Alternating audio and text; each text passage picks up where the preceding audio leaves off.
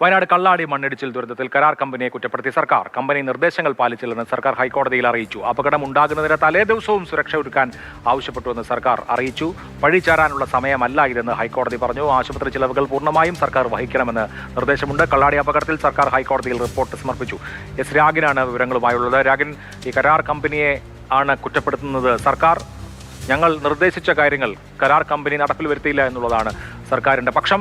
എന്തൊക്കെ കാര്യങ്ങൾ കോടതിയെ ബോധിപ്പിച്ചു? കോടതി എന്ത് നിലപാടെടുത്തു?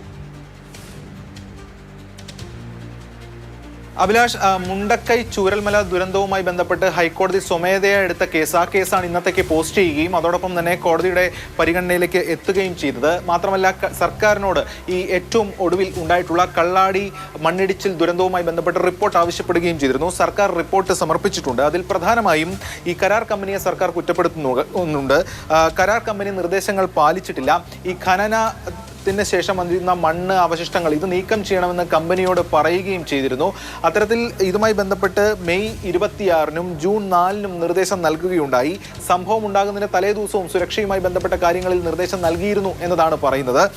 സർക്കാർ ഈ കരാർ കമ്പനി ഇപ്പോൾ പഴിക്കുകയാണ് ഈ ദുരന്തവുമായി ബന്ധപ്പെട്ടുകൊണ്ട്. അതോടൊപ്പം തന്നെ ദുരന്തത്തിന്റെ വ്യാപ്തി കുറച്ചത് സർക്കാരിന്റെ ഒരു ഇടപെടലിലാണ് എന്നുള്ള കാര്യവും സർക്കാർ കോടതിയിൽ വ്യക്തമാക്കുകയാണ്. ഈ ജൂൺ 5-ന് തന്നെ ഈ തുരങ്കപാതയുമായി ബന്ധപ്പെട്ട ജോലികൾ നിർത്തിവെപ്പിച്ചിരുന്നു. വലിയ മഴ അതുമായി ബന്ധപ്പെട്ട് പിന്നീട് ഉണ്ടായിരുന്നു എന്നതടക്കമുള്ള കാര്യങ്ങളാണ് പ്രധാനമായും സർക്കാർ ചൂണ്ടിക്കാണിക്കുന്നത്. തീർച്ചയായിട്ടും